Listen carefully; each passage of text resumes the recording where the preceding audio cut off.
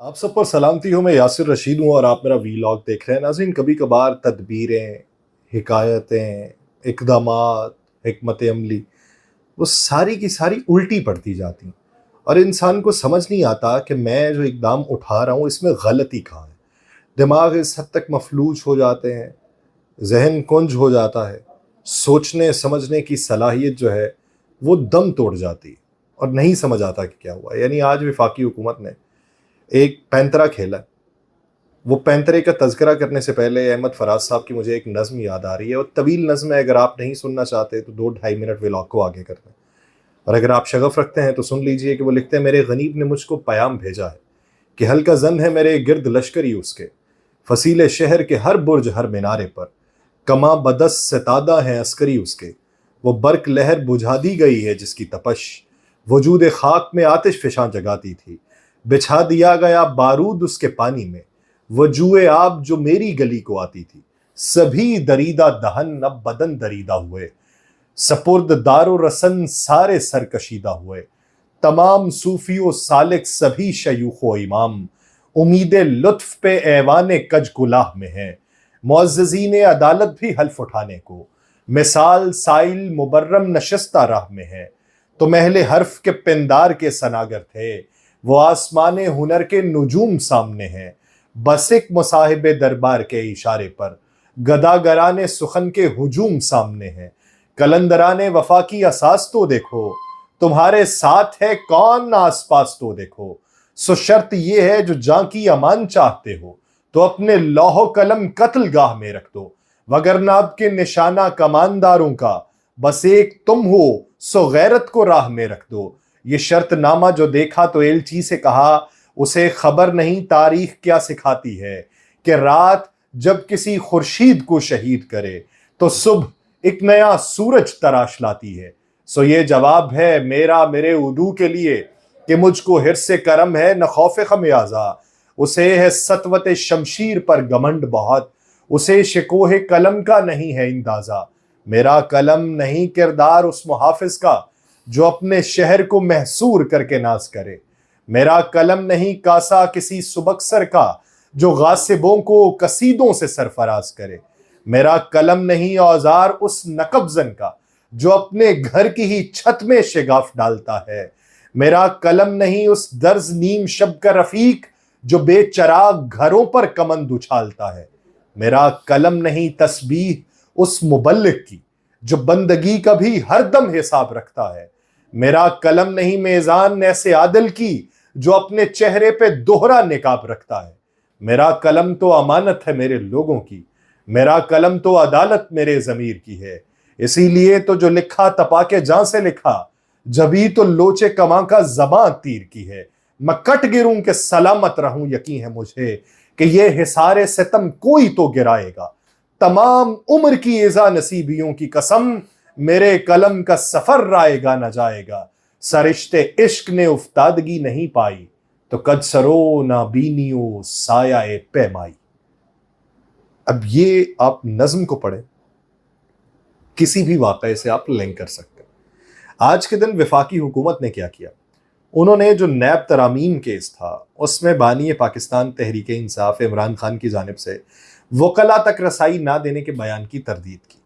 अच्छा, उन्होंने इसकी सिर्फ तरदीद ही नहीं की, उन्होंने इमरान खान की मौक़िफ़ में तरदीद में इजाफी दस्तावेज़ात भी अदालत में जमा कराए।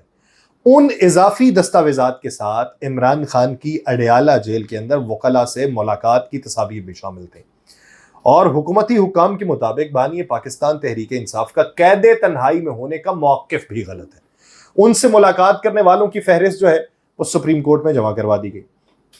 अब हुकूमत वक्त का ये कहना है कि बानी पाकिस्तान तहरीक इंसाफ ने सुप्रीम कोर्ट में वकला तक रसाई ना देने का मौक़िफ़ अपनाया।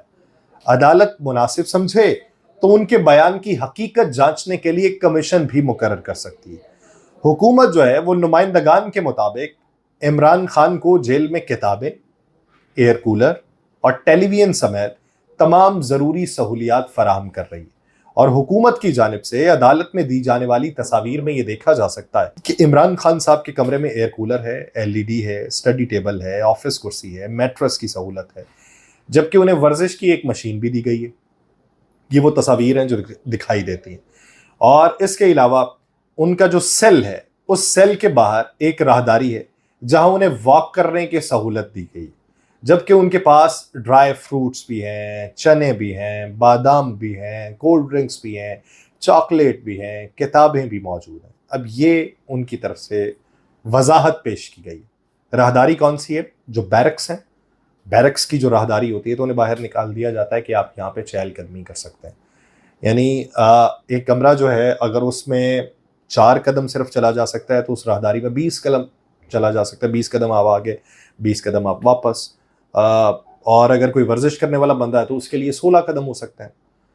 وہ راہداری ایک ہی کمرہ ہے جہاں پہ سیل ہے. واش روم بھی اسی میں، ایک واش بیسن لگا ہوا ہے، ساتھ میں جو ان کے کپڑے ٹانکے ہوئے ہیں اس کے ساتھ میں وہ ایک میٹرس پڑا ہوا ہے، اور ایک ایئر کولر ہے، اور جو کچھ دنوں پہلے ہی انہیں فراہم کیا گیا ہے. اے سی نہیں ہے، ایئر کولر ہے. اور وہ جو سائیکل انہیں دی گئی تھی وہ بھی وہاں پر موجود ہے. اب اگر آپ بیرون ممالک جیلوں میں دیکھیں، اگر آپ نے سیزنز دیکھے ہوں تو آپ کو اندازہ ہوتا ہے کہ اس سیزنز میں یہ جو سہولیات ہیں وہ معمولی سہولیات ادھر ہوتی ہیں، یعنی وہ نارمل سہولیات ہیں، یعنی وہ ہر ایک قیدی کا حق ہوتی. لیکن ہمارے ہاں ذرا جیلوں کا منظرنامہ کچھ اور طرح کا ہے، اور ہمارے ہاں وہ سہولیات ناپید ہوتی ہیں. تو وہ سہولیات دی گئیں. اب ان سہولیات میں سوال یہ بنتا ہے کہ وہ 7 کمروں پر مشتمل یا 7 سیل پر مشتمل انہیں وہ فراہم کیا گیا. 60 لاکھ روپیہ کھانا آتا ہے. اب یہ چاکلیٹس، چنے، بادام، ڈرائی فروٹ، یہ وہ کہتے ہیں جی کھانے پہ صرف 60 لاکھ آتا ہے. کبھی کبھار آپ تدبیریں کرتے ہیں، یعنی یہ تصویریں منظر عام پہ آئیں، اور منظر عام پہ دیکھنے والے کو اندازہ ہو سکتا ہے کہ اگر کوئی سابق وزیر اعظم ہے اور وہ اس کے اوپر جو الزامات ہیں کس حد تک سچے ہیں کس حد تک جھوٹے ہیں وہ فیصلہ عدالتیں کریں گی، لیکن وہ جیل کے اندر اگر موجود ہے تو یہ کس حد تک سہولیات ہو سکتی ہیں. کیا یہ وہ سہولیت وہ ہے کہ آپ اسپتال میں جائیں اور اسپتال میں 2 مہینے لیٹے رہیں، اور وہاں پہ آپ کے کمرے کے باہر ایک سنتری بیٹھا ہو اور آپ کے ساتھ ملنے والوں کو اجازت ہو؟ یا یہ سہولیات اس جیسی ہیں کہ آپ ہوٹل کے اندر اسپتال کا درجہ رکھ کے وہاں پہ آپ لیٹے ہوں اور آپ کے پاس سے شہد کی بوتلیں برآمد ہوتی ہوں؟ یا یہ سہولیات ویسی ہیں کہ آپ کو ہر تیسرے دن اسپتال میں منتقل کیا جائے؟ یا یہ سہولیات ویسی ہیں کہ ڈاکٹرز کے کہنے کے اوپر آپ کو بیرون ملک منتقل کر دیا جائے اور بیرون ملک آپ شایان شان طریقے سے رہتے رہیں، اور آپ جیل کے قیدی بھی ہوں لیکن آپ کے علاج کی غرض سے آپ کو بیرون ملک بھیجا گیا ہو تو آپ وہاں پہ اسپتال میں بھی نہ ہوں، آپ اپنے کمروں میں ہوں، اور پھر آپ یہ کلیم کرتے ہیں آپ پہ جھوٹے مقدمات تھے، آپ اس سے بری ہو گئے؟ تو بری تو وہ بھی بڑے مقدمات سے ہوا. تو کیا یہ سہولیت اور وہ سہولت کو کمپیئر کر سکتے ہیں؟ اس وقت آپ کے کمرے میں تو اے سی بھی ہوا کرتا تھا.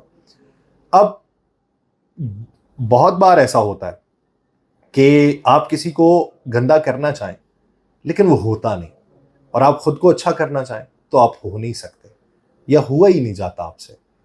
تو حکومت کو اس وقت ٹینشن کیا ہے؟ ندیم افضل چند صاحب نے ایک ملاقات کی ہے، پاکستان تحریک انصاف کے رہے، چھوڑ کے واپس پاکستان پیپلز پارٹی میں چلے گئے، ادھر سے ہی وہ آئے تھے، انہوں نے ایک ملاقات کی. کیا حکومت اس ملاقات کی بھی تفصیل دے گی، یا پاکستان پیپلز پارٹی والوں سے پوچھے گی کہ بھائی آپ کا یہ بندہ کس چکر میں جا کے مل کے آیا؟ کیونکہ پی ڈی ایم کی حکومت میں تو وہ آپ کے ساتھ ہی تھے. اب ان سے کیا باز پرس کی جائے گی؟ ٹینشن ان کو یہ ہے کہ کہیں نہ کہیں کسی نہ کسی طریقے سے عوام مان جائے کہ بھائی جان جو تاریخ میں اس کو سہولت دی جا رہی ہے وہ پہلے کبھی نہیں دی گئی، کہ تاریخ میں اس نے جو بد کلامی کی ہے وہ پہلے کبھی نہیں ہوئی، تاریخ میں اس کے ساتھ جو رویہ روا رکھ رہی ہے حکومت وہ کسی بھی مجرم کے ساتھ نہیں رکھا گیا. حکومت ان کوششوں میں ہے، لیکن وہ کوششیں رائے گاں جا رہی ہیں. کیوں رائے گاں جاتی ہیں؟ کیا آپ چیز پکانا چاہتے ہیں اور آپ سے پک نہیں رہی؟ باورچی تبدیل کریں، ہو سکتا ہے ذائقوں میں کچھ فرق آ جائے، یا وہ جو پکا رہے ہیں اس کی رنگت میں کچھ فرق آ جائے. اس باورچی سے کچھ نہیں بن رہا. مجھے دیجیے اجازت، اللہ نگہبان.